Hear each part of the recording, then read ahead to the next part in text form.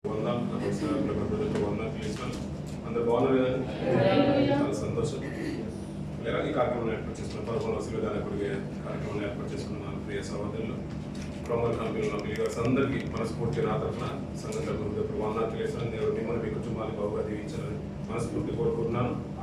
ఈ కుటుంబాల సమృద్ధి అయిన వాతావరణాన్ని మీ ఉద్యోగాల అభివృద్ధిని సదాకాలం ఇక్కడ ఉన్నంతకాలం సావాసం ఇంకా వర్తిల్లినట్టు దేవుడు మీ జీవితంలో ఎన్నో మేలు చేయడం మనస్ఫూర్తిగా కోరుకుంటున్నాను. ప్రేమ విలువైన మాటలు ధ్యానించడానికి సదాన్ని సాధ్యం చేసుకున్న పిల్లలు కొద్దిపాటి సమయం పర్సనల్ ధ్యానం నుంచి మనం ధ్యానం చేద్దాం. పిల్లలు యోహాను సువార్త,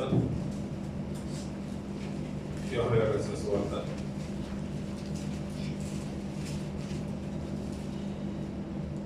మొదటి అధ్యాయం 29వ వచనం చూద్దాం. పిల్లలు మరునాడు యోహాను యేసు తన యుద్ధకు రాగా ఇదిగో లోక పాపం మోసుకొని పోవు దేవుని గొర్రెపిల్ల నా వెనుక ఒక మనుషుడు వచ్చుచున్నాడు. ఆయన నాకంటే ప్రముఖుడు గనుక నాకంటే ముందటి వాడాయనని నేను ఎవరి గురించి చెప్పి తినో ఆయనే సరిపోతారు. పిల్లగా యోహాను గారు, భక్తుడైన యోహాను గారు తన ప్రియ శిష్యుల్లో ఒకరు. ఆయన రాస్తున్న మాటలు ఏంటంటే, బాప్తిసం ఇచ్చే యోహాను గారు ప్రభు గురించి సాక్ష్యాన్ని తెలియజేస్తున్నారు. ఆ మాటలన్నీ కూడా యోహాను గారు లిఖిస్తున్నారు. పిల్లలు ఆయన బాప్తిసం ఇచ్చే యోహాను గారు అంట ప్రభువుని చూడగానే ఒక మాట మాట్లాడుతున్నాడు. చూడండి పిల్లలు, మరునాడు యోహాను యేసు తన యుద్ధకు రాగా చూసి ఇదిగో లోక పాపను మోసుకొని పోవు దేవుని గొర్రెపిల్ల అంటున్నాడు. పిల్లలు దేవుని గొర్రెపిల్ల అని ఎవరిని పోలుస్తున్నాడు? యేసుక్రీస్తు వారి. పిల్లలు అలాగే యెషయా గ్రంథం 53వ అధ్యాయం 7వ వచనం చూడండి పిల్లలు, చివరి భాగాన్ని. యెషయా గ్రంథం 53వ అధ్యాయం 7వ వచనం చివరి భాగం చూడండి పిల్లలు. వదకు తేబడి గొర్రె పిల్లయు వచ్చి ఖర్చురించి వాని మీద గొర్రెయు మౌనంగా ఉన్నట్లు అతను నోరు తెరవలేదు అంట. పిల్లలు అక్కడ చూసిన సందర్భంలో యోహాను గారు, బాప్తిసం ఇచ్చి యోహాను గారు ప్రభుని చూసి ఏం మాట్లాడుతున్నాడంటే, ఇదిగో లోక పాపాలను మోసుకొని పోవు దేవుని గొర్రెపిల్ల అంటున్నాడు. గొర్రెపిల్ల ఎలా ఉంటుంది? చిన్నగా ఉంటుంది. అప్పుడే పుట్టిన గొర్రెపిల్ల ఎలా ఉంటుంది? పిల్లలు కాపరి కూడా తన భుజాల మీద వేసుకొని తన చేతులతో ఎత్తుకొని వెళ్తూ ఉంటాడు. ఇంకా తనకి చలిగా ఉన్నప్పుడు ఏంటంటే తన రగ్గును సైతం కప్పి తనతో పాటు పడుకోబెట్టుకుంటాడు. పిల్ల, గొర్రె పిల్ల. కానీ ఇక్కడ భక్తుడైన యేసయ్య గారు మాట్లాడుతున్న మాట, ప్రవచనపూర్వకంగా మాట్లాడుతున్న మాట ఏంటంటే, వదకు తేబడు గొర్రె పిల్లయు అంటున్నాడు. వదకు తెచ్చే గొర్రె పిల్ల ఎలా ఉంటుంది? అది కొవ్వు పట్టినట్టుగా ఉంటుంది. వదకు తేబడుతుంటే ఈ రోజు రాత్రికో లేకుంటే ఉదయకాలంలో సిద్ధంగా ఉండిపోతుంది, తెగిపోవడానికి సిద్ధంగా ఉంటుంది, ఆహారం అయిపోవడానికి. ఇదే మాటను ఒక మంచి మాట ప్రవచనపూర్వకంగా మాట్లాడుతూ కీర్తనకారుడు ఒక మంచి మాట మాట్లాడుతుంది. ఆ మాట చూసుకొని ముందుకు వెళ్ళిన పిల్లలు, కీర్తన భాగం 44వ అధ్యాయం 22వ వచనం చూడండి పిల్లలు. 44 నిన్ను బట్టి దినమెల్లా మేము వధింపబడుచున్నాము, వదకు సిద్ధమైన గొర్రెలమని మేము ఎంచబడుచున్నాము అన్న పిల్లలు. దానికి దీనికి కొద్ది చాలా సందర్భం కనబడుతూ ఉంటుంది. ఇదే సందర్భాన్ని రోమిల రాస పత్రికలు కూడా అద్భుతంగా రాసుకుంటాడు. ఈ మాటను ఏమంటే, నిన్ను బట్టి దినమెల్లా మేము వధింపబడుచున్నాం అంటున్నాం. ఇక్కడ ప్రభు గురించి మాట్లాడుతున్నట్టు అనిపించలేదు, భక్తులు మాట్లాడుతున్నారు. ఏమనంటే, ప్రభువా నిన్ను బట్టి దినమెల్లా మేము వధింపబడుతున్నాం. ఇప్పుడు గొర్రెపిల్ల వధింపబడాలి కదా, వదకు సిద్ధమైన గొర్రెపిల్ల వలె ప్రభు గురించి ప్రవచనం ఉంది. ఆయన వధింపబడ్డాడు, నోరు తెరవలేదు. ఆయన ఏ రీతి అయితే ప్రవచనపూర్వకంగా ఉందో అది నెరవేర్పు జరగాలని నోరు తెరవకుండా గొర్రెపిల్ల వధింపబడినట్టుగా, వదకు సిద్ధమైన గొర్రెపిల్ల వధింపబడినట్టుగా తాను కూడా వధింపబడ్డాడు. ఇక్కడ కీర్తనకారుడు ఏమంటున్నాడంటే, కౌరవ కుమారులకు చాలా అద్భుతంగా మాట్లాడుతున్న మాట, దినమెల్లా మేము వధింపబడుతున్నాం. దేవా నిన్ను బట్టి మేము దినమెల్లా వధింపబడుతున్నాం అంటున్నాడు. వదకు సిద్ధమైన గొర్రెలమని మేము ఎంచబడుతున్నాం అంటున్నాడు. అంటే మేము గొర్రెలమని ఎంచబడుతున్నాము. రేపో మాపో ఈ రోజు మా ప్రాణాలు పోతాయని కూడా మేము సిద్ధంగా ఉన్నామని కీర్తనకారుడు మాట్లాడుతున్నాడు. పిల్లలు వాళ్ళకున్న దృష్టి చూసారు పిల్లలు, అద్భుతంగా ఉంటుంది. దావీదు గారి కీర్తనలు వేరుగా ఉంటాయి, ఆసఫు గారి కీర్తనలు వేరే ఉంటాయి, సొలొమోను గారి కీర్తనలు వేరే ఉంటాయి. కౌరవ కుమారుల కీర్తనలు అన్ని కూడా ఒక అద్భుతమైన శైలి. పిల్లలు మందిరం గురించి వారికి ఉన్న ఆశ, తృష్ణ, అద్భుత విధానంతోనే రాస్తూ ఉంటారు. ఆలోచన కీర్తనలు కొన్నే ఉంటాయి. కానీ తండ్రి ఎలాంటి వాడో మనకు తెలుసు. దాతాను అభిరాముల సమూహంతో పాటు కౌరవు చంపబడిపోతాడు. భూమి నెరవేర్చి భూకంపం వచ్చి మింగేసే సందర్భం బాగా తెలుసు. కానీ కుమారుడు చూసారా పిల్లలు, ఆయన సన్నిధన్నా, ఆయన కొరకు బ్రతకాలన్నా, ఆయన చేసిన త్యాగం అన్నా, అయ్యా నేను ఇంత ఇంకా అనీతిమంతులుగా ఉన్నాను కదా, కానీ మీరు చేసే త్యాగం గొప్పదయ్యా, ఆ రుణం ఎన్నటికీ తీరదయ్యా. అద్భుతమైన విధానం ఉంటుంది. పశ్చాత్తాపంతో హృదయపూర్వకంగా తన్నుకొచ్చి మాట్లాడుతుంటారు చూసినప్పుడు, గుండెల నిండా దుఃఖం ఉన్నప్పుడు మనం వచ్చే ప్రార్థన వేరేగా ఉంటుంది. బాగా తినొచ్చిన తర్వాత మాటలు చెప్పడానికి కూడా మనసు రాదు పిల్లలు, ప్రార్థించమన్నా కానీ గొంతు రాదు. కానీ అదే పశ్చాత్తాపంతో ఉపవాసం ఉండి ప్రార్థన చేయండి పిల్లలు. లేదంటే నాకు ఏ రోజు కన్నీళ్ళు రావంటారు పిల్లలు. 3 రోజులు 2 రోజులు ఉపవాసం ఉండండి, 40 రోజులు ఉండండి. ఆకలి కడుపులో మంట ఏర్పడిన తర్వాత అప్పుడు ప్రార్థించండి పిల్లలు. కుటుంబ సమస్యలు అన్ని కూడా గుర్తుకొస్తూ ఉంటాయి. మన కష్టాలు, బాధలు కళ్ళలో నుంచి ఇట్టే తల్లుకుంటూ వచ్చేస్తాయి పిల్లలు. ఆ ప్రార్థనలు యథార్థం కనబడుతుంది అప్పుడు. అందుకని ఏదంటే ఈ ఉపవాసం ఏ రీతిగా ఉండాలి, మనం ఏ రీతిగా మలుచుకుంటున్నాం మన ఆధ్యాత్మిక జీవితానికి అనేది అదే ప్రాముఖ్యం పిల్లలు. ఇలాంటి తరుణంలో మనం అందరం కలిసి ప్రార్థిస్తున్నప్పుడు మన ప్రార్థన ఎవరో ఒక ప్రార్థన ఆయన సన్నిధికి అంగీకృతం అయితే గతించిన సంవత్సరం మనం విజ్ఞాపన చేసే పిల్లలు. కొందరు జీవితంలో దేవుడు మేలు చేశాడని అంత అయిపోయిన తర్వాత కొన్ని కృతజ్ఞత కోరికలు జరిగాయి. సాక్ష్యం చెప్పేశారు, నేను ఉపవాసం ఉన్నాను, దేవుడు నా జీవితంలో ప్రమోషన్ ఇచ్చాడు, ఇంక్రిమెంట్ ఇచ్చాడని. చాలా అద్భుతం అనిపించలేదు పిల్లలు. నాకు అనిపించింది అంటే దేవ చాలు, మా అందరి విజ్ఞాపనలు ఎవరి విజ్ఞాపన నీ సన్నిధికి చేరింది, వారి ఎడలను గొప్ప కార్యం చేసావు చాలు తండ్రి. ఈరోజు ఈ సంవత్సరంలో అనేకులు విజ్ఞాపన చేస్తున్నారు. వారి జీవితంలో ఏ ఒక్కరి జీవితంలో చేసినా మన ప్రార్థనని ఇప్పుడు ఆయన సన్నిధికి వెళ్ళాయి, నచ్చాయని మనస్ఫూర్తిగా గుండె నిండా ఆనందంతో ఉండొచ్చు పిల్లలు కదా పిల్లలు. అందుకని మనం చేసే ప్రార్థన బట్టి ఎవరైతే కార్యక్రమం ఏర్పాటు చేసుకుంటున్నారో, ఎవరైతే విజ్ఞాపనలు చేస్తున్నారో వారి గురించి ఒకసారి ప్రస్తావనలో మనం తీసుకుని వస్తూ ఉంటే అద్భుతంగా ఉంటుంది. వారి జీవితంలో కనుక మేలు చేస్తే అది జీవితాంతం గుర్తుంటుంది. ఆ సంవత్సరం పోయిన సంవత్సరంలో దేవుడు నా జీవితంలో మేలు చేశాడని నేను విజ్ఞాపనలు 40 రోజులు ఫాస్టింగ్ ఉన్న విధానం బట్టి నా వాంఛను దేవుడు సఫలపరిచాడు. నేను చేసింది చాలా తక్కువే, కానీ దేవుడు నా జీవితంలో గొప్ప మేలు చేశాడని ఒక ఆశను చూశారు పిల్లలు. అది బ్రతుకాలం అంతా కూడా మనల్ని సరైన రీతిలో నిలబెడుతుంది పిల్లలు. ఈ సంవత్సరం కూడా చాలా మంది ఉన్నారు పిల్లలు. ఇంకా అవకాశం ఏంటంటే హోలీ వీక్ లో ఇంకా చాలా మంది ఎక్కువగా ఉంటూ ఉంటారు. కానీ ఈ అవకాశాన్ని సద్వినియోగం చేసుకుందాం పిల్లలు. బహుశా నీవు ఇంతకాలం నువ్వు ప్రార్థించే ప్రార్థనలు ఏదైనా నెరవేరిపోవచ్చు. బహుశా ఈ విజ్ఞాపనతో ఈ హోలీ వీక్ లో ఒకసారి ప్రయత్నం చేద్దాం పిల్లలు. బహుశా నీ జీవితంలో నెరవేరుతుంటే దానికంటే ఇంకా అద్భుతం ఏముంటుంది. ఇలాంటి భక్తుడు మాట్లాడుతున్న మాట ఏంటంటే, వదకు సిద్ధమైన గొర్రెలమని ఎప్పుడు మేము ఎంచుకుంటున్నాం, మీరు గొప్పగా ఆశించుకోవట్లేదు. ఏ రోజు మేము బలికి సిద్ధమైన వారమని మేము ఎంచుకుంటున్నాం అని అంటున్నాడు పిల్లలు. యోహాను గారు మాట్లాడుతున్న మాటను బట్టి ఎందుకు యోహాను గారు ఆ మాట మాట్లాడేసారు ప్రభు గురించో కొన్ని విలువైన మాటలు మనం చూద్దాం పిల్లలు. లూకాసు వార్తకు వచ్చాడు పిల్లలు. అక్కడ చక్కెరి గారు కొన్ని మాటలు మాట్లాడుతుంటారు పిల్లలు యోహాను గారి గురించి, బాప్తిస్మా ఇచ్చే యోహాను గారి గురించి. లూకాసు వార్త 3వ అధ్యాయం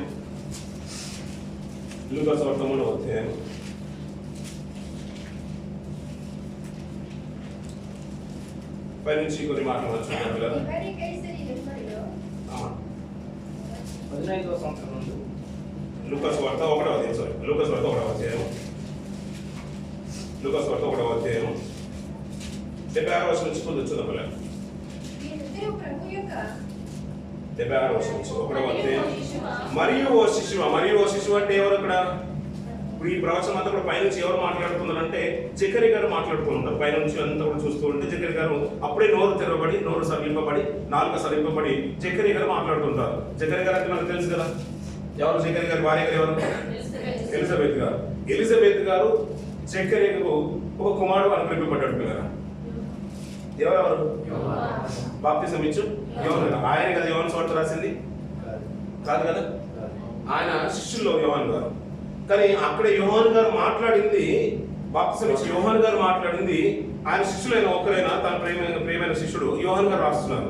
అతని గురించి కొన్ని మన ప్రవచనాలు బాగా తెలుసు పిల్లరా.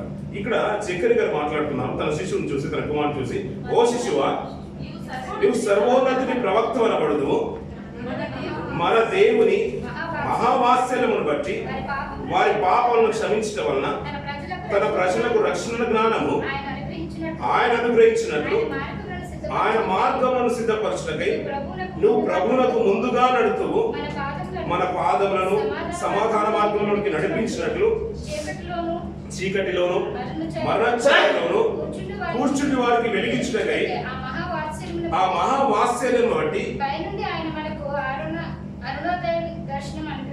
అనుగ్రహించెను. శిశువు ఎదిగి ఆత్మయందు బలం పొంది ఇశ్రాయేలుకు ప్రత్యక్షమగు దినము కొరకు ఆరణ్యంలో ఉండెను అంటున్నాడు. శిశువుతోని జకరియా గారు మాట్లాడుతున్నాడు. తన తండ్రి గారు తన కుమారుడికి చెప్తున్నాడు, కుమారా నువ్వు ప్రవక్త అనబడదు, సర్వోన్నతుని ప్రవక్త అనబడదు అంటున్నాడు. ఎందుకు యోహాను గారు మాట మాట్లాడారో కొన్ని మాటలు తీసుకుని మనం ముగించుకుందాం పిల్లలు. వీళ్ళైతే త్వరగా 15-20 నిమిషాల లోపల ముగించేద్దాం పిల్లల. యోహాను గారి గురించి శిష్యుడు తండ్రి చెప్తున్నాడు. తన కుమారుడు పుట్టగానే అక్కడ 4 సమీపబడిన తర్వాత జకరియా గారు మాట్లాడుతున్న మాటలు పిల్లలు.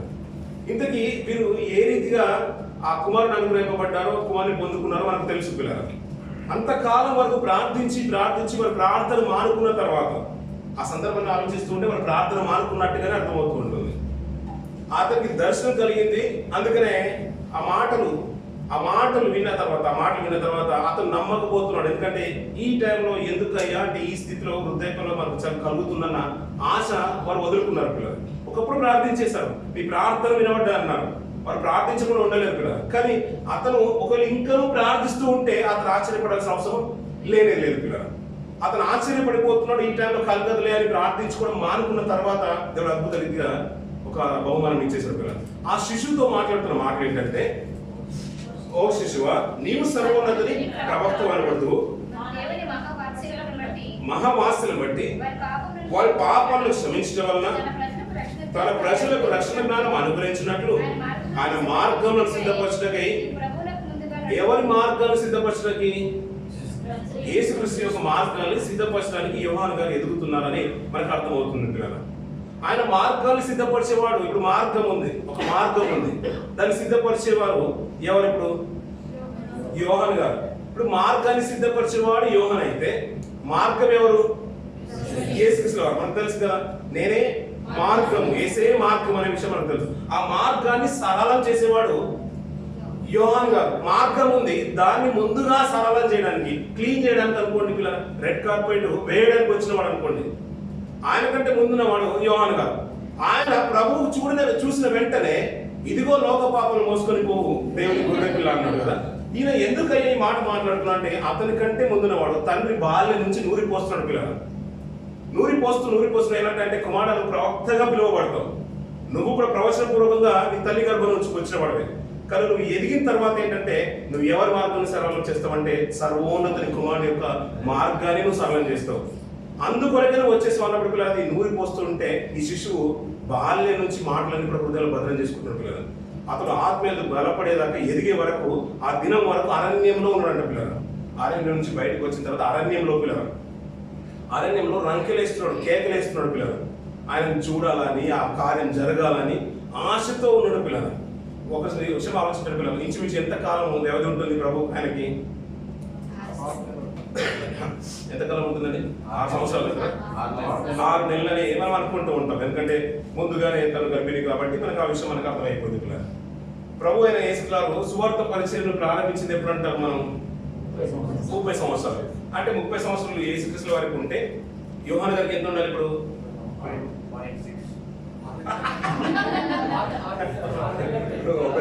6 నెలలు అంటే మనం ఎన్ని నెలలు పెట్టుకోవాలి? మరి ఒకరు 30.5 పెట్టుకున్న బాగుంటుంది కదా. సరే, 30 సంవత్సరాలు సగం 6 నెలలు అనుకోండి. 6 నెలలు. ఆయన ఎలాంటి వయసు? ఇప్పుడు యవనకాలమైన వయసు. యవనకాలంలో ఉన్న వయసు ఆయన కొరకు అరణ్యంలో ఎదురు చూస్తున్నాడు పిల్లల. ఇక లోకంలో కలుషితమైంది తన కంటకుండా బ్రతుకుతున్నాడు. ఏంటి? ఎవరి కొరకు? ప్రభు యొక్క మార్గాన్ని సరళం చేయడానికి వచ్చిన వాడు అరణ్యంలో ఉంటున్నాడు. నేను లోకంలో ఏది కూడా ఆశించట్లేదు, నాకు లోకంలో ఏది కూడా అనడానికి కూడా నాకు ఆస్కారం లేదు. ఎందుకంటే నేను వచ్చింది సర్వోన్నతుని యొక్క ప్రవక్త యొక్క మార్గాన్ని నేను సరళం చేయడానికి. అతడు అనేకులను జీవంలోనికి నడిపించడానికి, రక్షణ మార్గాన్ని చూపించడానికి ఆయన వస్తున్నాడు. కాబట్టి అతని కంటే ముందు నేను వచ్చింది. ఎందుకంటే ఆయన యొక్క మార్గాన్ని నేను సరళం చేయడానికి నేను వచ్చేసాను. తండ్రి నేర్పించిన మాటలు హృదయంలో ఉన్నాయి పిల్లలు. ఒకనొక కాలంలో అతను బాప్తిసం ఇస్తూ ఉన్న సందర్భంలో జరిగిన సందర్భాన్ని అదే మాటను యోహాను గారు రాస్తున్నారు. చూడండి పిల్లలు, పైనుంచి చూద్దాం పిల్లలు. పైనుంచి చూద్దాం అమ్మ కొద్దిగా. 19వ వచనం నుంచి మొదటి అధ్యాయం యోహాను సువార్త 19వ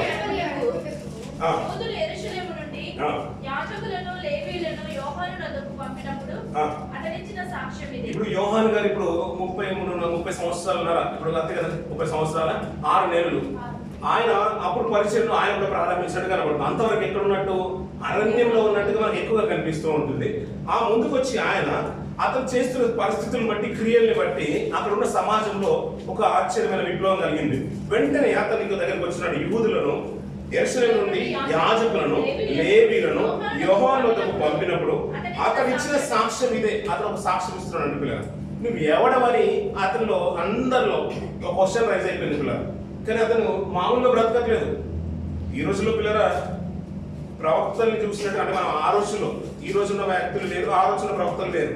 ప్రవక్త కదిలాడంటే ఊరంతా కూడా భయభ్రాంతులుగా ఉండేది. అంతేందుకు పిల్లలు, సమయ ప్రవక్త వస్తున్నాడంటే అక్కడున్న వారందరూ కూడా భయపడిపోతున్నారు. మామూలుగా నువ్వు సమాధానంగానే వచ్చుచున్నావా? ఎందుకంటే ప్రవక్త అడుగు పెట్టిందంటే పరిస్థితులు తారుమారైపోతూ ఉంటాయి. దేశమే అంటే ఆ ఊరికి ఏదో దుస్థితి అన్న రావాలి, లేదంటే ఆశీర్వాదం అన్న రావాలి. ఈ రెండిట్లో ఏదైనా రావాలి. అందుకని నేను సమాధానం అయితే ఊరికి, గ్రామానికి మంచిది, మేలు జరుగుతుందని. ఒకవేళ కోపం అయితే ఉగ్రత రాబోతుందని భయపడుతూ ఉండేవారు. అందుకని సమయాలు కూడా ఊరికే వెళ్ళాలని, అంటే ఊరికే పర్పస్ లేనిది, ఉద్దేశం లేనిది ఊరికి గ్రామాలు వెళ్ళేవాడు కాదు పిల్లలు. అలాంటి ప్రవక్త, అలాంటి క్వాలిటీస్ ఉన్న ప్రవక్తనే రోషం కలిగి ఒక ప్రవక్త ఎక్కడ బతుకుతున్నాడు? అరణ్యంలో ఉన్నాడు. అక్కడ రంకెలు వేస్తున్నాడు, కేకలు వేస్తున్నాడు. ఆ ప్రవక్త సమాజంలోకి వచ్చేసి అద్భుతమైన రీతిగా బాప్తిసం ఇస్తున్నాడు పిల్లలు. ఆ బాప్తిసం ఇస్తున్న సందర్భంలో యాజకుల్లో, లేవీల్లో, పెద్దల్లో ఒక చలనం ఏర్పడింది. అసలు నువ్వు ఇంతకి ఎవడవి, నువ్వు ఎవరన్నప్పుడు ఆయన ఇచ్చిన సాక్ష్యం చూడండి పిల్లలు. ఎరుగనక ఏమని ఒప్పుకుంటాడు? క్రీస్తును కాదని ఒప్పుకుంటాడు పిల్లలు. ఆ మాట చూడండి, మళ్ళీ చదవండి పిల్లలు.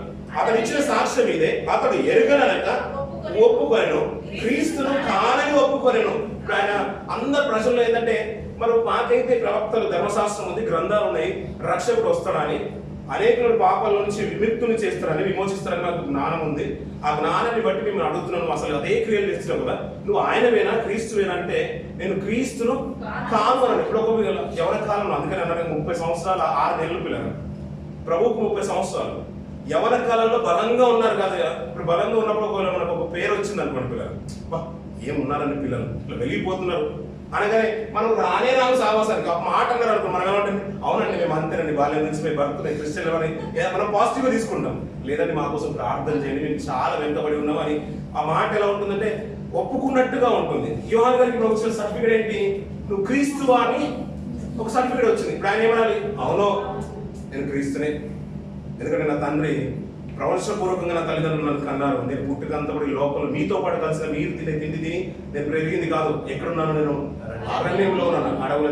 అడవిలో దొరికే తేనె తింటూ, మిడతలు తింటూ పెరిగిన వాడిని. నేను వస్త్రాలు కూడా మీలాంటి వస్త్రాలు కాదు. దానివల్ల నేను అపవిత్రమైన వాడిని కాను. దానియేలు, షడ్రకు, మేషకు అపవిత్రుల గురించి మనకు తెలుసు కదా. ఆహారం విషయంలోనే అపవిత్రమైపోతుందేమని నిష్ట కలిగి బ్రతికిన జీవితాలు. నేను కట్టుకునే వస్త్రాల వల్ల కూడా నాకు పవిత్రత నాది దెబ్బతింటుందేమో అని నేను నాజుకు చేయబడిన వ్యక్తిని. నా జీవితం నేను దెబ్బ తీసుకోవడం వెనుక నేను వస్త్రాలు కూడా నాకు వేరేగా చర్మ వస్త్రాలు కట్టుకొని ఆ రీతిగా బ్రతుకుతున్న వ్యక్తి. అతను వెంటనే నువ్వు క్రీస్తు అన్నప్పుడు నేను క్రీస్తు అని ఒప్పుకోలేదు. ఏమంటున్నాడు? అతను ఒప్పుకోనక, ఎరగనక నేను క్రీస్తును కాను అని. కాగా వారు మరి నువ్వెవడవి, నువ్వు ఏలియా అని అడగగా అతడు కానను. నువ్వు ఆ ప్రవక్తవా అని అడిగాను. అంటే ఏ ప్రవక్త?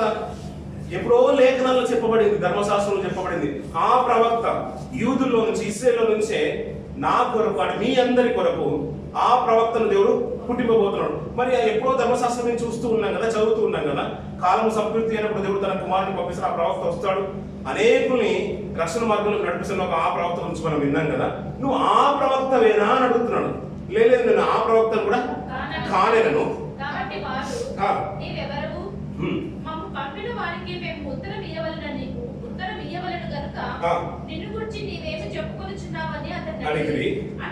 అందుకతడు ప్రవక్త అయిన యెషయా చెప్పినట్లు నేను ప్రభువుతో సరళం చేయుడని అరణ్యంలో ఎలుగెత్తు చెప్పు ఒక శబ్దము అని చెప్పాను అంటున్న పిల్లలు.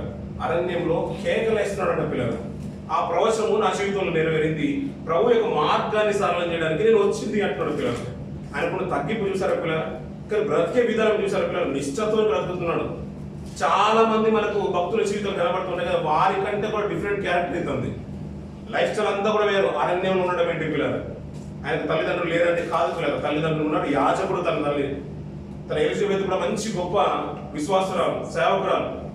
అలాంటి కుటుంబంలో ఉన్న ఆయన కూడా ప్రభు మార్గానే సరళం చేయడు. దాని కొరకు నేను ఏం చేయడానికి సిద్ధమని కుటుంబానికి దూరంగా అరణ్యంలో ఉంటున్నాడు పిల్లలు. తిండి విధానం వేరు, నువ్వు క్రీస్తువా, నువ్వు ఏలియావా, ఆ ప్రవక్తవా అంటే నేను కాను అంటున్నాడు. ఎందుకంటే నేను ప్రభు మార్గాన్ని సరళం చేయడానికి వచ్చాను.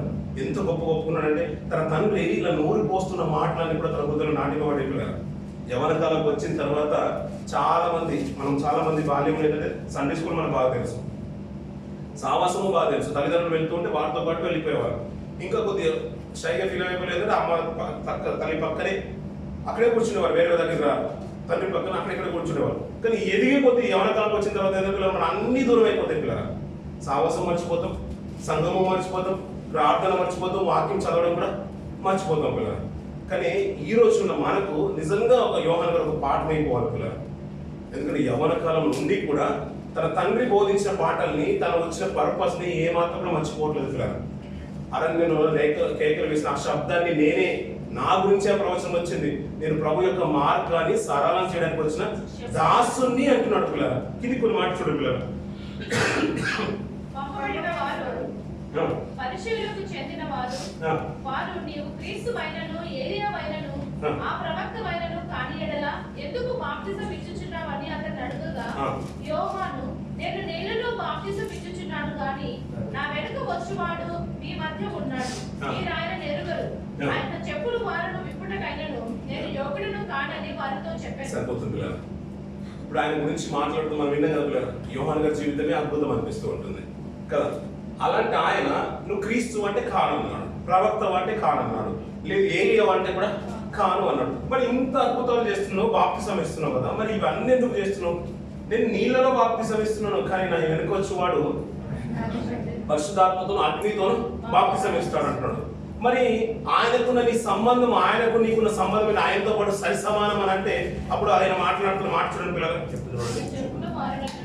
ఆయన చెప్పుల వారును విప్పుటకైనా నేను యోగ్యుని కాను అంటున్నాడు పిల్లలు.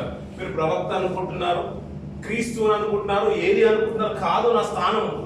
ఆయన రాబోతున్నాడు, ఆ వచ్చి ఆయన చెప్పుల వారు విప్పడానికి కూడా నేను యోగ్యుని కాను అంటున్నాడు పిల్లలు. ఏమంటే సమాజం ఇచ్చే ఆధిక్యత చూడండి, ఆయన తగ్గించుకునే స్థితి చూడండి పిల్లలు.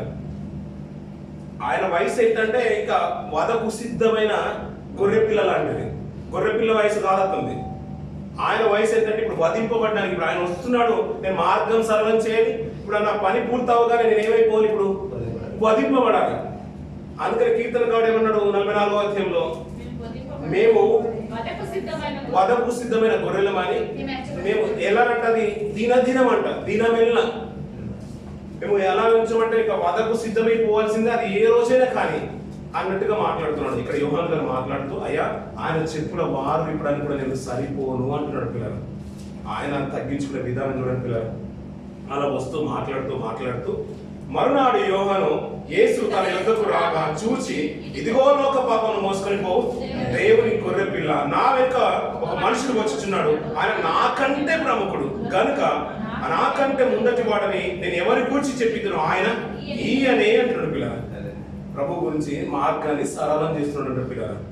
ఏమంటే మనం అందరూ కూడా అలాంటి వారమే, ఇప్పుడు మనమందరూ కూడా అలాంటి వారమే పిల్లలు. మనందరి గురించి కూడా అలాంటి ప్రవచనాన్ని కలిగి ఉన్నాం. మనం నా కొరకు బ్రతుకుతారని, మనం ఆయన ప్రియమైన పిల్లలమని, మా కొరకు మనందరి కొరకు తను ప్రభు అయిన యేసువారు మనందరి కొరకు తన ప్రాణాన్ని పెట్టి రక్తాన్ని కార్చి మనల్ని కడిగి పవిత్రులుగా నిలబెట్టేసినంట పిల్లలు.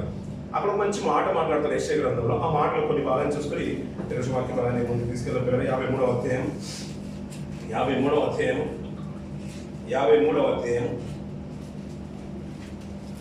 11వ వచనం నుంచి కొన్ని మాటలు చూడండి పిల్లలు. అతడు తన కలిగిన వేదనను చూసి ఆయనకు తృప్తి దేంట్లో ఉందంట, అతని కలిగే వేదనని బట్టి అతనికి తృప్తి ఉందంట. ఎందుకు తృప్తి ఉందో కిందికి మాట్లాడతారు చూడండి పిల్లలు.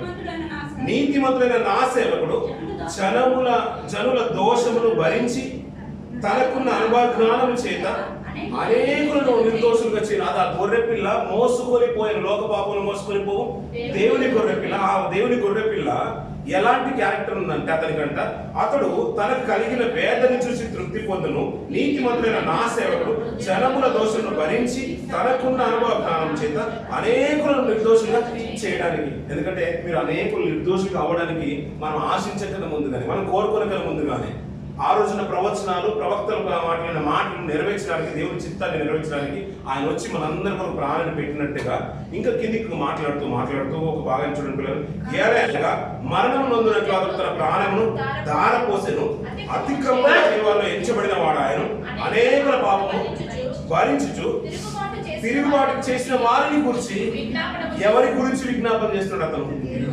తిరుగుబాటు చేసిన వారిని గురించి కూడా విజ్ఞాపన చేస్తున్నాడు పిల్లలు. అతనికి ఉన్న గొప్ప మనసుడు అని పిల్లలు. ఆయనకు తృప్తి దేంట్లో ఉందంట? వారు నలగొడుతుంటేనే అతనికి తృప్తి పడుతున్నాడంట. ఎందుకంటే నేను నలగొట్టబడుతుంటేనే నా తండ్రి సంతోషపడుతూ ఉంటాడు. ఎందుకంటే అలా నలగొట్టబడుతుంటేనే అనేకుల పాప దోషము నా మూలంగా, అనేకుల దోషం అంతా కూడా మోసుకొని పోతుంది కాబట్టి నా మూలంగా వారికి నిర్దోషత్వం కలుగుతుంది, యథార్థత కలుగుతుంది, పవిత్రత కలుగుతుందని ప్రభువు తను చేసిన త్యాగాన్ని స్మరణ తెచ్చుకుంటూ, చేయబోయే త్యాగాన్ని స్మరణ తెచ్చుకుంటూ, ఇది లోక పాపములు మోసుకొని పోవు దేవుని గొర్రె పిల్ల అంటున్నాడు. ఒక యవ్వన కాలంలో ఉన్న వ్యక్తి పలకాల్సిన మాటలు కానే కావు పిల్లలు. కానీ యోహాను జీవితం మనకు బాగా తెలుసు కదా పిల్లలు. తర్వాత ఏమైందో పిల్లలు, అతన్ని శిరస్సు ఛేదనం చేసినట్టుగా మనం చూస్తూ ఉంటాం పిల్లలు. ఏమండి, ప్రభు అయిన యేసులో 33 సంవత్సరాల జీవితకాలం అయితే, 33 సంవత్సరాల జీవితకాలం అయితే అతను ప్రారంభించిన సేవా పరిచర్య 30 సంవత్సరాలు, 3.5 సంవత్సరాలు అంటున్నాం. ఎప్పుడైతే అతను శిరశ్ఛేదనం చేయడో ఇంకా ప్రభు వారికి అర్థమైపోయింది, ఇంకా కాలం సంపూర్తి దగ్గరికి వచ్చేస్తుందని. ప్రభు కూడా తన పరిచయం స్పీడప్ చేసినట్టు మనకు అర్థమవుతూ ఉంటుంది. అంటే ఎంత వయసు బ్రతుకుండొచ్చు? ఒక 33 సంవత్సరాలు బ్రతుకుండొచ్చు, అంతే కదండి. 33 సంవత్సరాలు అంటే 33 సంవత్సరాలు, 30 సంవత్సరాలు, లేకపోతే 32 సంవత్సరాలు అనుకోండి, ఒక సంవత్సరం తక్కువ వేసుకోండి. ఆ యవ్వన కాలంలో దేవుని కొరకు బ్రతకాలని తన తండ్రి చేసిన ప్రతి మాట, ఒక మాట, నువ్వు వచ్చింది ఎందుకు తెలుసా? ప్రభు మార్గాన్ని సరళం చేయడానికి. నీకు వచ్చే ఘనతలు కానీ, నీకు వచ్చే ప్రశంసలు కానీ, నిన్ను ఉన్నత స్థితికారాలకు తీసుకెళ్ళేది కాదని. నువ్వు వచ్చిన ఉద్దేశం ఏంటంటే ప్రభు మార్గాన్ని సరళం చేయడం. ఎందుకంటే నువ్వు అలాంటి విషయంలో నువ్వు ఎలా ఉండాలంటే నువ్వు తగ్గించుకున్నాడు. అందుకని కుమారుడు మాట్లాడినంటే నువ్వు క్రీస్తు అన్నా, నువ్వు రాజువా, నువ్వు రక్షకుడు అన్నా, నువ్వు బాప్తిసం ఇస్తున్న ప్రవక్త అన్నా ఒప్పుకోవట్లేదు.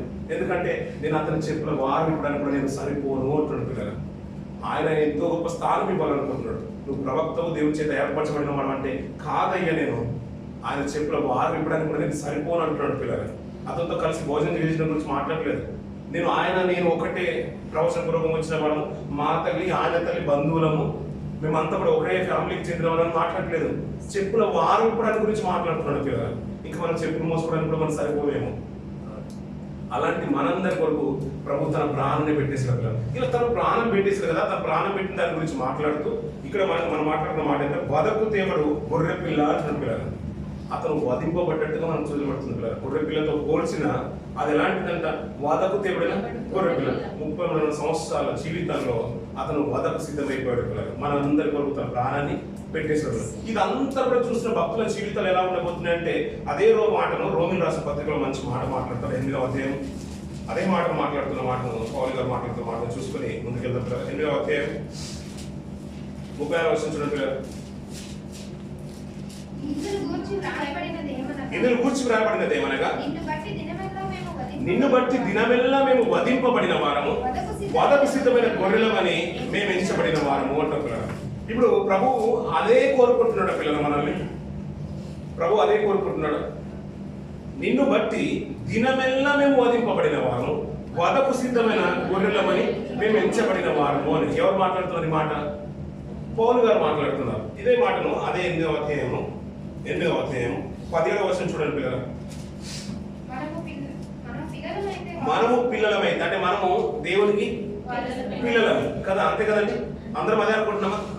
దేవుని పిల్లలైన వారికి ఏం చేయాలో దేవుడు చెప్తున్నాడు చూడండి పిల్లలు. దేవుని పిల్లలమైతే వారసులము. వారసులు ఎవరైతారు? దేవుని కుమారులే అవుతారు.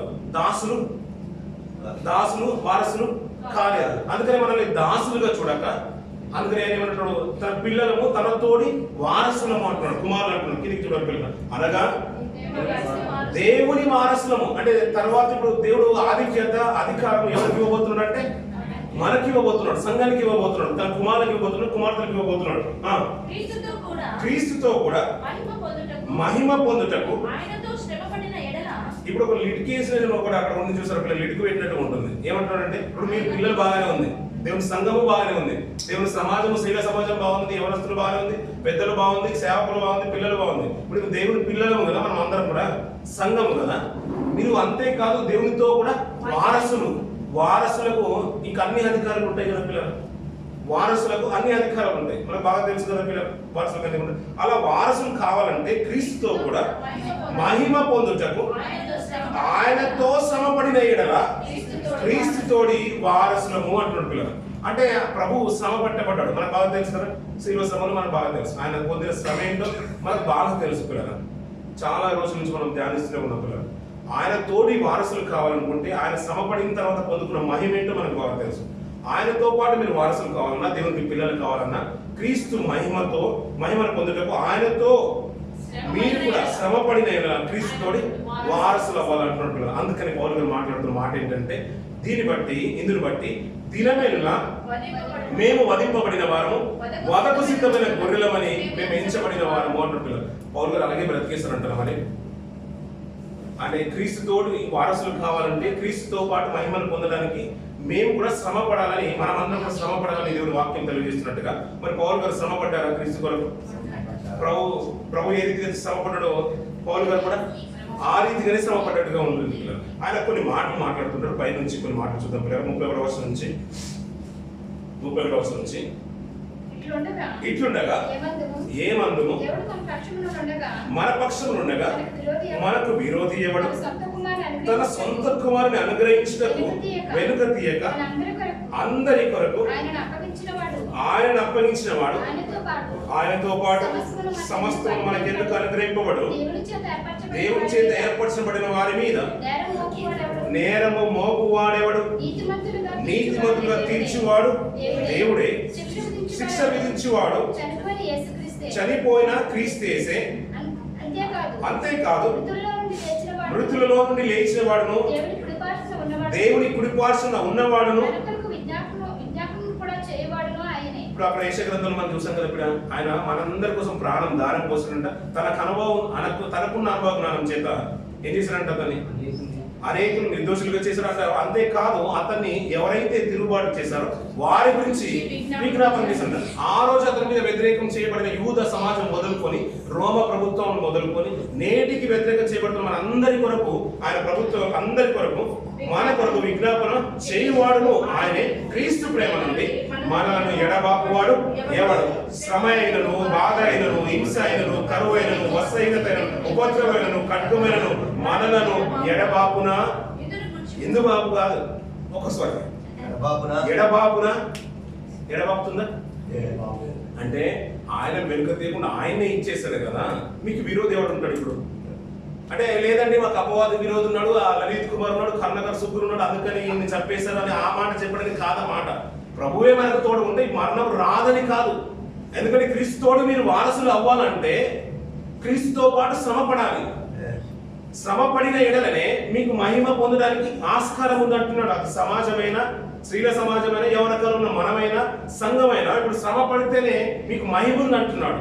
ఆ మహిమను పొందడానికి నేను నిన్ను బట్టి దినమెల్లా మేము వధింపబడిన వారంగా మేము ఎంచుకుంటున్నాం అంటున్నాడు. అయ్యా మీకు ఇన్ని కరువులు వస్తున్నాయి, బాధలు వస్తున్నాయి, ఇక వస్త్రహీనత వస్తుంది అంటున్నాడు, ఉపద్రవం వస్తుంది, ఖడ్గం వస్తుంది, ఇవన్నీ కూడా మనల్ని ఎడబాపినట్ట కాదు అంటున్నాడు. ఎడబాపును అంటే క్వశ్చన్ వేస్తుంది. అంటే ఇవన్నీ వచ్చాయి కదా మనకు ఎడబాపినట్ట అంటే కాదు, ఎడబాపినట్టు కాదు. ఎందుకంటే తన కుమారుడే మన కొరకు ఇచ్చిన వాడు వీటన్నిటిలో నుంచి మనకు విడుదల అనుగ్రహించలేడు.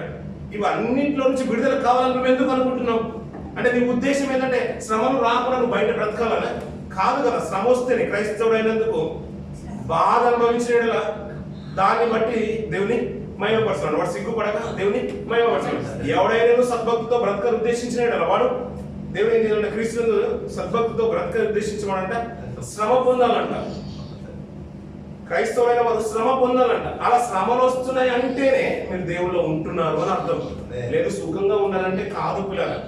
సుఖంగా ఉన్నామంటే మనకు అప్పుడప్పుడు గుర్తుంచుకోవాలి. సుఖంగా ఉంటున్నాము, మనకి ఏ లోటు లేదు, అన్ని బాగున్నాయంటే ఏదో తేడా కొడుతుందని మనకు అర్థమైపోవాలి. మన ట్రాక్ సరైన రీతిలో లేదు, మనం హైవేలో ఉన్నాం అనుకున్నా, మెయిన్లో ఉన్నాం అనుకున్నా కాదు. మనకి అన్ని బాగున్నాయని అనుకుంటే అది పొరపాటు పిల్లలు. అలా ఉన్నాయంటే కాదు. శ్రమ పడిన ఎడల అక్కడ మాట చూడ పిల్లలు, ఇవన్నీ వచ్చినప్పుడు శ్రమ అయినను, బాధ అయినను, హింస అయినను, కరువు అయినను, వస్త్రహీనతను, ఉపద్రవమైనను, ఖడ్గమైనను మనల్ని ఎడబాపున ఇందును గూర్చి రాబడినది ఏమనగా నిన్ను బట్టి దినమెల్లా మేము వధింపబడిన వారము, వధకు సిద్ధమైన గొర్రెలమని మేము ఎంచబడుచున్నాము అంటున్న పిల్లలు. అలాగే తన ప్రాణాన్ని ఏ రోజు ప్రియంగా ఎంచుకున్నవారు కాదు పిల్లలు. అపోస్తల కార్యాలు కూడా అద్భుతంగా మాట్లాడుతున్నారు. కొరింథీయుల రాసిన పత్రికలో మాట చూసుకుని ముందుకెళ్తున్నారు. 4వ అధ్యాయం 9వ అధ్యాయం 9వ వచనం చూడండి. కొరింథీయుల రాసిన పత్రిక 4వ అధ్యాయం 9వ వచనం. మరణదండన విధింపబడిన వారమైనట్టు దేవుడు అపోస్తలులైన మమ్మును అందరికంటే ఇప్పుడు కడపట ముందట అంటే మన బాగా తెలుసు కదా పిల్లలు. మొదటి వారు అనేకులు ఏమవుతారంట? కడపటి వారు అనేకులు. ఇప్పుడు మనం అందరం కూడా కడపటి వారు నిజంగా చెప్తున్నాం. అపోస్తలుల కంటే కూడా వెనుకున్న వారం కదా. ఇప్పుడు కడపటి వారమైన మనల్ని ఎక్కడ పెట్టాలనుకున్నాడు దేవుడు? ముందుంచాలనుకున్నాడు. కానీ పౌలు గారు అక్కడ మాట ఏంటంటే, ఆ మాట చూడండి, మరణదండన విధింపబడిన వారమైనట్టు దేవుడు అపోస్తలులైన మమ్మును అందరికంటే కడపట ఉంచాడేమో అని మాకు అనిపిస్తుంది. ఎందుకంటే కలుగుతున్న వేదన చూడండి పిల్లలు. మేము లోకమునకు దేవదూతలకును మనుషులకును వేడుకగా ఉన్నాము. మేము క్రీస్తు నిమిత్తము వెర్రివారము, మీరు క్రీస్తునందు బుద్ధిమంతులు. అంతేగాని బుద్ధిగా కూర్చుంటాం పిల్లలు, ఏం మాట్లాడము, బుద్ధిగానే కూర్చుంటాం. వాళ్ళు కూర్చుకునే విధానం కూడా పిల్లలు ఆయన మేమందరం వెనకాల ఉన్నామేమో అనిపిస్తుంది. ఎందుకంటే మేము విధానము మా బ్రతుకు తీరు చూస్తుంటే దేవుడు మమ్మల్ని అలా ఉంచాడేమో, మీరే ముందున్నారేమో అనిపిస్తుంది సంగతికి తెలియజేస్తూ ఇంకా కొన్ని మాట మాట్లాడుతూ, మేము క్రీస్తు నిమిత్తము వెర్రివారము, మీరు క్రీస్తునందు బుద్ధిమంతులు, మేము బలహీనులము, మీరు బలవంతులు, మీరు గనులు, మేము ఘనహీనులము, ఈ గడియ వరకు ఆకలి దప్పులు గలవారము, దిగంబరులము, పిడిగుద్దులు తిరుచున్నాము, నిలువరమైన నివాసం లేక సరిపోతుంది పిల్లలు. అలాంటి మాటలు వింటూ ఉంటే ఎలా ఉంది పిల్లలు? మరి ఈ పాటి కూడా అప్పటి వరకంట సంఘానికి పత్రిక రాసే వరకంట అతను పిడిగుద్దులు తింటూనే ఉన్నాడంట పిల్లలు. ఆకలి దప్పులు కలుపుకొని బ్రతుకుతున్నాడు పిల్లలు. భక్తుల జీవితాలు చూడండి పిల్లలు. యోహాన్ గారి జీవితం చూసిన అతను స్వల్పకాలమైన అంత నిష్టగా కలిపి బ్రతుకుతున్నాడు. నేను ఆయన మార్గాన్ని సరళం చేయవచ్చువని నాకు వచ్చే ఆధిక్యత నాకు అక్కర్లేదు. ఎందుకంటే నాకు ఇచ్చిన పాత్ర ఏంటో నేను సంపూర్తిగా చేస్తే చాలు, అతని కొరకు వాడబడితే చాలు. అలా నమ్మకంగా వచ్చి పని పూర్తి చేసుకుని వెళ్ళిపోయాడు పిల్లలు. శిరచ్ఛేదం చేయబడ్డారంటే ఇతను చూడండి పిల్లలు, వదకు సిద్ధమైన గొర్రె పిల్ల అంటే అలాంటి పిల్లలు. ఎందుకంటే ప్రభు చేయబోతున్న త్యాగాన్ని స్మరణ తెచ్చుకుంటూ ఇది లోక పాపములన్నిటి కూడా వస్తామే గొర్రె పిల్ల అన్నాడు. ఆయన చూపిన మాదిరికరమైన జీవితాన్ని ఒక్కసారి భక్తుల జీవితంలో అనుభవించుకున్న తర్వాత వారు ఎలా బ్రతకారంటే, అయ్యా పౌలు గారికి ఒక్కసారి దర్శనం వెలుగు కలిగిన తర్వాత వెంటనే అతనికి అర్థమైపోయింది ఏంటంటే, అయ్యా నువ్వు ఎవడవు, ప్రభు నువ్వు ఎవడవు అంటే నేను హింసించున్నా యేసును అన్నాడు. ఆ మాటలో అంటే సమాజం అంతవరకు ప్రభుని చంపాలని అనుకుంటుంది పిల్ల. అంతే కదండి. యూదుల కేకలు గెలిచేసే రోమ ప్రభుత్వం అతని సిలువను వేసింది. ప్రభు చనిపోయాడని ప్రభుత్వం అనుకుంది, ప్రజలు కూడా అలాగే అనుకున్నాడు. కానీ ఆ మాట పిలుపు, ఆ పలుపు సౌలును మార్చింది. అంతవరకు చనిపోయారు, నా పని ఏదో నేను తీర చేసుకోవచ్చు అని అనుకుంటున్నాను. కానీ అతని ఆ పిలుపు తనను మార్చేసింది. నువ్వు సజీవుడైన క్రీస్తు అని ఆ మాట తెలియగానే తన బ్రతుకు మారిపోయింది పిల్లల. అప్పుడు ఆ మాట అంటే అది ఒకటే సందర్భంలో నాకు ఆశ్చర్యం కలిగించిన మాట ప్రతిసారి జ్ఞాపకం చేసిన పిల్లలు. ఆ ఒక్క మాట అతను బ్రతుకుని మార్చి ఉంటాయి పిల్లరా. ఎన్ని మాటలు మనం వింటూ ఉంటాం పిల్లలు. మనం కూడా ఎన్నోసార్లు పశ్చాత్తాపంతో మనం ప్రార్థన చేస్తూ ఉంటాం కదా పిల్లలు. అయినా మళ్ళీ కొంతకాలానికి మన నిలవరంగా ఉండదు పిల్లలు. మన విశ్వాసం నేనైనా మీరైనా కానీ చాలా విషయాలు మనం పడిపోతూనే ఉంటాం పిల్లలు. అందుకని వాళ్ళు బతికే విధానం ఏంటంటే కొన్ని మాటలు కొరింథీయుల రాసిన పత్రికలో అదే 4వ అధ్యాయం 2 కొరింథీయుల రాసిన పత్రిక 4వ అధ్యాయం పౌలు ఒక మంచి మాట మాట్లాడతారు చూడండి పిల్లలు. 4వ అధ్యాయం 10వ వచనం నుంచి కొన్ని మాటలు చూడండి పిల్లలు. అక్కడ చూడండి పిల్లలు, యేసు యొక్క జీవము మా శరీరమందు ప్రత్యక్షపరచబడుటకై యేసు యొక్క మరణానుభవమును మా శరీరమందు ఎల్లప్పుడూ వహించుకొని పోవుచున్నాము. ఏలైనగా మా మర్త శరీరమందు ప్రత్యక్షపరచబడినట్లు సజీవులమైన మేము ఎల్లప్పుడూ యేసు నిమిత్తము మరణమునకు అప్పగింపబడుచున్నాము. కావున మాలో మరణమును మీలో జీవనమును కార్యసాధకం అవుచున్నదని సరిపోతుంది. కార్యసాధకం అవుచున్నవి అని అంటున్నాడు పిల్లలు. ఆయన ఏమంటున్నాడంటే ఆయన మరణాన్ని కూడా ఆయన మాట్లాడే యేసు యొక్క జీవము మా మర్త శరీరమందు ప్రత్యక్షపడినట్లు సజీవులమైన మేము ఎల్లప్పుడూ యేసు నిమిత్తము మరణమునకు అప్పగించుకుంటున్నాము అంటున్న పిల్లలు. ఆయన సజీవులుగా ఉన్న బ్రతుకాలం అంతా కూడా మేము ప్రభు కొరకు బ్రతకాలని తన శరీరాన్ని ఆయన మరణం కొరకు అప్పగించేసుకుంటున్నారు పిల్లలు. ఒకవేళ మరణం కనుక మాకు వచ్చేసింది అనుకోండి, ఆయన ఈ మర్త శరీరం అందు మాకు జీవాన్ని కలుగజేస్తాడు. ఆ మహిమను పొందుకోవాలంటే ఈ మర్త శరీరాన్ని ఆయన కొరకు సమర్పించారు. అందుకనే 20వ అధ్యాయంలో అపోస్తలుల కార్యములు మా శరీరం, అందుకనే నేను నా శరీరాన్ని ప్రియముగా ఎంచుకోవట్లేదు. ఎందుకంటే మేము దినమెల్లా వధింపబడుతున్నాం. ఎందుకంటే మమ్మల్ని వచ్చే నిందలు కానీ, వేదనలు కానీ, ఆ శ్రమ కానీ, వేదనలు కానీ, కరువులు కానీ, వస్త్రహీనత కానీ, ఉపద్రవాలు కానీ, ఇవన్నిటి బట్టి ప్రభు నన్ను విడనాడినట్టు కాదు. అయ్యా నాకు ఇన్ని వచ్చేసే కదా, నా శరీరంలో ముళ్ళు ఉంది కదా అంటే, ఎందుకయ్యా పౌలు నువ్వు ఎందుకు టెన్షన్ పడుతున్నావు? నా కృప నీకు చాలు, అంతే. ఇంకా నీ ఏదొచ్చినా నువ్వు ఇంకా దానిలో అభ్యంతరపడాల్సిన అవసరం లేదు, దిగులు పడాల్సిన అవసరం లేదు. ఎందుకంటే నా కృప నీకు చాలు. అందుకనే శ్రమలు వచ్చాయి కదా అని దేవుడు మనకు తోడుగా లేడని కాదు పిల్లరా. ఈ శ్రమల వల్ల ప్రభు విధేయత నేర్చుకున్నాడు పిల్లరా, సంపూర్ణ సిద్ధిని అందుకున్నాడంట. ఆయనతో పాటు మనం ఒకవేళ శ్రమ నొందితే మనకి ఇవ్వబడిన ఆయుష్ కాలంలో, యవన కాలంలో ఉంటుంది. నిజంగా మన అందరి విషయంలో దేవుడు, మీ అందరి విషయంలో ఇంకా బలంగా దేవుని కొరకు బ్రతుకులను ఆశ కలిగిన మీ అందరి విషయంలో దేవుడు ఇంకా గొప్ప మేలు చేయాలంటే పిల్లరా, మనకు వచ్చే ప్రతి పరిస్థితిని బట్టి అది దేవుడు అన్నట్టుగా సంపూర్తిగా స్వీకరించాలి పిల్లరా. అక్కడ మంచి మాట మాట్లాడుతారు పిల్లరా. అపోస్తలుల కార్యంలో ఆ మాట చూసుకొని ముగించేద్దాం పిల్లరా.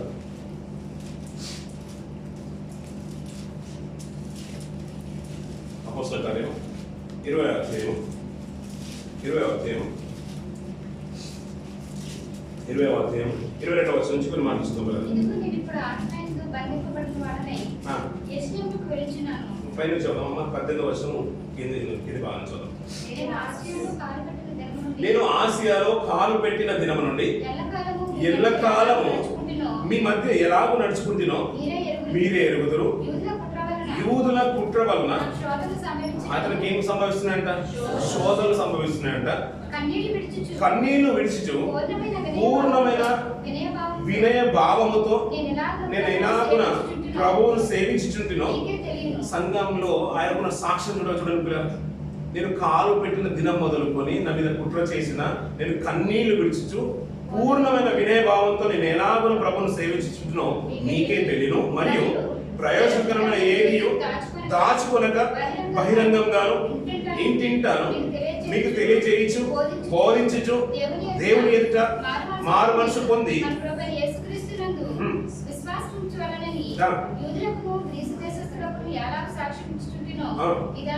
మీకు తెలియను.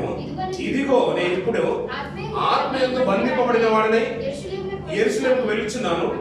అక్కడ నాకు ఏమేమి సంభవించినో మీకు తెలియదు కానీ అంటాడు. అక్కడ చూడండి పిల్లలు, ఆత్మయందు బంధింపబడిన యెరూషలేముకు వెళ్తే అతని మరణం తథ్యం. అయినా కూడా నేను యెరూషలేముకు వెళ్ళిపోతున్నాను, తర్వాత ఏం జరుగుతుందో నాకు తెలియదు అంటున్నాడు. అంటే అందుకనే అతను ప్రాణమును ప్రియంగా ఎంచుకున్నవాడు కాదు పిల్లలు. అతని సాక్ష్యం కూడా ఏంటంటే, నేను ఏం చేస్తున్నా తెలుసు, నాకు తెలిసిన విషయాలని కూడా నేను బహిరంగంగా చెప్తున్నాను. నేను ఎలా బ్రతుకుతున్నాను సంగమా నీకు తెలుసు కదా, మీరే సాక్షులు కదా అలా మాట్లాడుతూ బంధకములను శ్రమలను నా కొరకు కాచుకొని ఉన్నామని పరిశుద్ధాత్మ ప్రతి పట్టణంలోనూ నాకు సాక్ష్యం ఇస్తున్నాడని తెలియను. అయితే దేవుని కృపను కూర్చిన సాక్ష్యం ఇచ్చిన నా పరుగును నేను ప్రభు అయిన యేసు వల్ల పొందిన పరిచర్యను తుదమిట్టింపవల్లని నా ప్రాణమును నాకు ఎంత మాత్రమును ప్రియముగా ఎంచుకున్నట లేదు అంటున్న పిల్లలు. మరణానికి సైతము ఏమాత్రం కూడా వెనుక తీయకుండా ముందుకు వెళ్తున్నాడు. అయ్యా నీ ప్రమాదం కొంచెం ఉంది, నువ్వు వెళ్ళొద్దు అంటే అయినా వెళ్ళిపోతున్నాడు పిల్లలు. భక్తుల జీవితంలో పిల్లలు ప్రభువును నిజంగా నువ్వు గట్టిగా పట్టుకుంటే, ఆయన శిలువ త్యాగము నీకని తెలుస్తూ ఉంటే నీ ప్రాణాన్ని కూడా ప్రియముగా ఏమాత్రం కూడా నువ్వు ఎంచుకోవద్దు. నువ్వు ప్రాణాన్ని ప్రియముగా ఎంచుకుంటే నీ ప్రాణాన్ని నువ్వు తిరిగి సంపాదించుకోలేవు. ఒకవేళ తన ప్రాణాన్ని కాపాడుకోవాలనుకుంటే తన ప్రాణాన్ని వాడు పోగొట్టుకున్నాడు. ఒకవేళ ప్రాణాన్ని ప్రభు పరిచయం పోగొట్టుకుంటే వాడు తన ప్రాణాన్ని దక్కించుకుని అంటున్నాడు పిల్లలు. అందుకనే వారు దినమెల్లా వధింపబడిన వారు మట్టుగా వధింపబడిన గొర్రె పిల్ల వలె వధకు సిద్ధమైపోతున్నాడు పిల్లలు. వధకు సిద్ధమవుతున్నట్టే ఒకరితో చంపబడ్డానికి సిద్ధమైపోతున్నారు. సమాజంలో వచ్చే ఉపద్రవాలను బట్టి, కరువులను బట్టి, కాతకాలను బట్టి, కటకాలను బట్టి మేము సిద్ధమే అంటున్నారు. ప్రభు చూసిన త్యాగం అదే కదా, ప్రభు నేర్పించిన అదే త్యాగం కదా. ఆయన మహిమను పొందాలనుకున్నా, నిత్యత్వంలో మనం ఉండాలనుకున్నా మనం కూడా నేర్చుకోవాల్సింది అదే కదా. ప్రభు ఎలాంటి మాదిరికరమైన జీవితాన్ని చూపించేసి వెళ్ళాడు. ఆ శ్రమలందు విధేయతను, వినయ భావాన్ని మనం నేర్చుకోవాలంట. దాన్ని బట్టి అంట ఒక గొప్ప పాఠం ఉంటున్నాడు. దానికంటే అందుకని అంటున్నాడు, నా పరుగును నేను ప్రభు అయిన యేసు వల్ల పొందిన పరిచర్యను తుదముట్టింపవల్ల నేను ఆ ప్రాణమును నాకు ఎంత మాత్రం కూడా ప్రియమైనదిగా నేను ఎంచుకోవట్లేదు అంటారు పిల్లలు. వారు అందుకనే దినమెల్లా వధింపబడిన గొర్రెలుగా బ్రతుకుతున్నారు పిల్లలు. మనము గొర్రె పిల్లలాగా ఉందామా, వధింపబడినట్టున్న గొర్రె పిల్లలాగా ఉందామా పిల్లలు?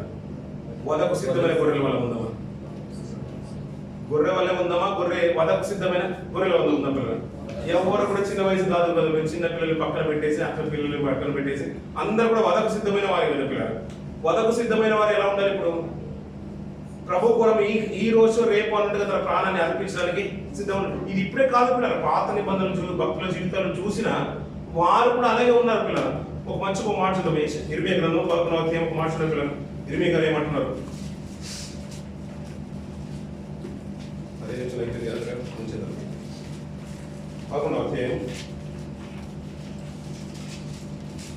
19వ వర్షం చూడండి పిల్లలు.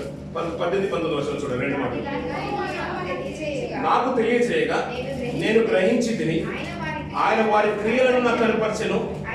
అయితే నేను వదకు తేబడుచుండు సాధనమైన ఆయన సమాజంలో అలాగే ఉన్నారు పిల్లలు. దేవుని మాటలు రాగానే సమాజంలోకి తీసుకుని వెళ్ళిపోతున్నాడు, ప్రకటించడానికి వెళ్ళిపోతున్నాడు. కానీ వారు ఎన్నో హేళన మాటలు, ఎన్ని మాటలు మాట్లాడినా ప్రతిదీ కూడా తను వహించుకుంటున్నాడు. ఎందుకని ఎలా ఉన్నానయ్యా అంటే, వదకు తేబడుచుండు సాధువైన గొర్రెపిల్ల. గొర్రెపిల్లలు అంటేనే మనకు సాధువు, మనకు తెలిసిన విషయం అదే కదా. ఇంకా వదకు తేబడింది అంటే ఎలా ఉంటుంది? ఈ రోజు రేపు అన్నట్టుగా తన ప్రాణాన్ని ప్రియంగా ఎంచుకోవట్లేదు. ఇక అయినా పర్లేదు, దేవుని మాటలు తీసుకొని స్వీకరించాలి. నాకు ఇచ్చిన పరువు, ఆయన ఇచ్చిన పరిచయను నేను కూడా గుర్తించాలని ఇర్మియా గారు కూడా అలాగే బ్రతకారు. భక్తులు ఎందరు దావీదు గారి జీవితం చూసినా, అంతేందుకు కోరవ కుమారుల జీవితాలు చూసినా, అయ్యా వచ్చిన ఉపద్రవాలు, ఖడ్గాలు, ఇవన్నీ కూడా సమస్యలు వస్తున్నాయి కదా. నా తండ్రి పోయాడు, నన్ను సమాజం వేరేగా చూసినా కానీ నీ మందిర పరిచయం నేను బ్రతికేశాను కదా, నీ కొరకు నిష్ట కలిగి బ్రతకాలనుకుంటున్నాను కదా. కానీ వచ్చే నిందలు, ఇబ్బందులు అని కూడా దినమెల్లా వదకు సిద్ధమైన గొర్రెల వల్ల మేము మెచ్చబడుతున్నాం తండ్రి అన్నప్పుడు ఆయన అధికారమే కానీ, దేవుని యొక్క అధికారమే కానీ, ఆయన ఆదరణే కానీ విడిచిపెట్టేది కాదు పిల్లల. శ్రమ వచ్చిందంటే ఆయన విడిచిపెట్టేది కాదు పిల్లల. ఇలా లోకంలోకి వచ్చే ప్రతి ఉపద్రవం కూడా ఆయన అనుమతి లేకుండా రాదు పిల్లల. కానీ దీని వల్ల వినయభావము, విధేయత నేర్చుకోవాలంట పిల్లల. యోహాను గారి జీవితం చూసినా కానీ అతను పని పూర్తి చేసుకుని వెళ్ళిపోయాడు పిల్లల. యవన కాలంలోనే వెళ్ళిపోయాడు. మనం యవన కాలంలో వెళ్ళడానికి మన మనసు ఒప్పదు కాబట్టి కనీసం నిష్ఠతోనన్నా బ్రతుకుతాం పిల్లల. వస్త్రాలు, తినే ఆహారంలోనే నిష్ట కలిగి బ్రతుకుతున్నారు పిల్లలు. ఇంకా బ్రతుకు విషయంలో ఇంకెంత నిష్ట ఉండాలి పిల్లలు, ఎంత గొప్పగా బ్రతకాలి. అందుకని సిలువ వ్యర్థము కాకుండా నిమిత్తము ఆయన చూపిన మాదిరికరణ జీవితాన్ని పౌలు గారు తన జీవితాలకు అన్వయించుకొని ఏ రోజు కూడా పిల్లలు, ఏ రోజు కూడా పాపానికి అవకాశం ఇవ్వకుండా బ్రతుకుతున్నాడు పిల్లలు. ఎందుకంటే ఆయన చిందించిన రక్తము నా వల్ల నిష్ప్రయోజనం అవ్వద్దు. దావీదు గారు మంచి మాట మాట్లాడు, దేవా నన్ను బట్టి నీకు అవమానం కలగనివ్వకు. నన్ను బట్టి మనం ఇంకా ఎదగాలనుకుంటున్నాం పిల్లలు. ఇంకా పరిస్థితులు ఇంకా బలంగా ఉండాలి. ఇంకా రాబోతున్న మీరు ఇంకా బలంగా నిలబడాలంటే పిల్లలు, యవన కాలంలో ఉంటున్నారు సాహస విషయంలో ఇంకా నలుగురిని బయటికి తీసుకొనే రావాలి మీరు. ఇంకా అంతగానో ఏమి చేయగలుగుతామంటే మీరు ఉండాలి, మీరు వేయగలు ఉన్నట్టే కాదు కదా పిల్లలు. ఎంతవరకు సంఘం సహకరించాలో అంతవరకు సహకరిస్తూనే ఉంటుంది. కానీ మీకున్న నిశ్చింత మన భక్తిని కాపాడుకోవాలి. ఏ లోక మాలిన్యం అంటకుండా బ్రతకడమే దేవుని అందరి భయము, భక్తి అంటారు పిల్లలు. అలా మీరు బ్రతుకుతూ ఉంటే దేవుని సహకారం మనకు తోడుగా ఉంటుంది పిల్లలు. వచ్చే కష్టాలు రావని కాదు, శ్రమ వస్తుందంట, ఖడ్గం వస్తుందంట, ఉపద్రవం వస్తుందంట, వస్స అయినట్టు కూడా వస్తుందంట. అంటే వస్సలు అందుబాటులో ఉండవు, తినడానికి తిండి ఉండదు, ఎన్ని ఇబ్బందులు వచ్చినా కానీ దేవుని ప్రేమ మనకు దూరమైనట్టు కాదు. కానీ దినమెల్ల వద్దకు సిద్ధమైన గొర్రెల వలె ఆ రీతిగానే మన ప్రాణాన్ని ప్రియంగా ఎంచకుండా దేవుని పరిచయం కొరకు బలంగా నిలబడతాం పిల్లలు. ఆయన చూపిన మాదిరి ఏంటో మనకు తెలుసు. ఆయన నోరు తెరవకుండా మౌనంగా ఉన్నాడు పిల్లలు. ఎందుకంటే ఆయన నోరు తెరిస్తే పాపం అంతా కూడా మన మీదకి రావాల్సింది పిల్లలు. తనకు మారుగా మనం సిలువను ఎక్కేవాళ్ళం పిల్లలు. నీ కొరకు నా కొరకు ఆయన సిలువను ఎక్కాడు పిల్లలు. ఆయన కార్చిన రక్తము ఆ దారుల వైపు చూస్తూ నువ్వు ఒక ఈ లోపల సంచరించినట్లయితే నేను పాపం ఏ రోజు కూడా నేను ఏలనివ్వదు పిల్లలు. ఆయన సిలువ వైపు చూస్తూ మనం ముందుకు వెళ్ళాలి పిల్లలు. ఎందుకంటే వదిలింపబడదు గొర్రెపిల్ల ఎలా ఉంటుంది పిల్లలు. ఏది కూడా రేపు పోయేవాడికి ఏది ప్రియంగా ఎంచబడదు పిల్లలు. లేదు కొంతకాలం నేను ఉండాలనుకుంటేనే మనకు అన్న అవసరం పిల్లలు. రేపు ఉండాలనుకున్న వాడికి, ఇంకా ఈ లోకంలో స్థిరపడాలనుకున్న వాడికి ప్రతి అవసరం ఉంటుంది. లేదు నేను దేవుడు నన్ను పిలుచుకున్నా పర్లేదు, కొంతకాలంలో నేను నమ్మకం ఉంటే చాలు అనుకున్న వాడికి ఏది ప్రియంగా ఉండదు పిల్లలు. తన పరిచర్య ప్రభు సన్నిధి తప్ప. అలా బ్రతికిన వారి భక్తుల జీవితాలు పిల్లలు. పాత నిబంధనలు మొదలుకొని కొత్త నిబంధనల వరకు కూడా భక్తుల కొరకు, దేవుని కొరకు బ్రతకాలనుకున్న వారికి ఏది ప్రియంగా అనిపించింది పిల్లలు. మనం కూడా అలాగే బ్రతుకుతాం పిల్లలు. ఆయన చూపిన మాదిరికర జీవితాలు మన జీవితాలకు అలవర్పించుకుందాం. అన్ని గొప్ప మాటలు మన విధానంగా కుడికల్లో మనం ప్రతిసారి మనం వింటూ ఉంటాం పిల్లలు. ఇంకా ఆయన శిలువ మరణాన్ని గురించి నేను ఎక్కువగా వివరించి నేను ముందుకు తీసుకెళ్ళాలనుకోవట్లేదు. మనందరికీ అది మన మనసులో జ్ఞాపకం ఉంచుకొని, ఆయన మనసులో జ్ఞాపకం ఉంచుకొని పిల్లలు ప్రతిసారి స్మరణ తెచ్చుకుంటూ ముందుకు వెళ్దాం పిల్లలు. నేను లోకం వైపు కానీ, పాపం వైపు కానీ, నేను పడదోసే స్థితిలో కానీ నేను వెళ్ళనివ్వకుండా కాపాడతాను. ఎప్పుడైతే దేవునికి చోటు ఇవ్వవో అపవాదిని నేరుతుంది పిల్లలు. ఆ అవకాశం అపవాది ఇవ్వకుండా ప్రభువును మనం హృదయంలో కొలువు చేసుకొని ఆయన రక్త ద్వారానే ఆయన పొందిన గాయాన్ని మనం స్మరణ తెచ్చుకుంటూ ముందుకు వెళ్ళారు పిల్లలు. ఈ కొద్ది మాటలు దీవించి ఆశ్రయించుకోవడానికి మనస్ఫూర్తిగా కోరుకుంటున్నాను. అంతేకాకుండా ప్రత్యేకంగా కార్యక్రమం నడిపించుకున్నాం ప్రియ సహోదరులు కుటుంబ సహోదరులకు వారి కుటుంబాలకు వెంటనే దీవెనలు అలాగే ప్రభు నుంచి కలగాలని మనస్ఫూర్తి కోరుకుంటా నా తరఫున మరొకసారి వందనాలు తెలుస్తున్నాను. దేవుడి మాట దీవించి ఆశ్రయించుగా. రేపు స్టాప్ చేద్దామండి.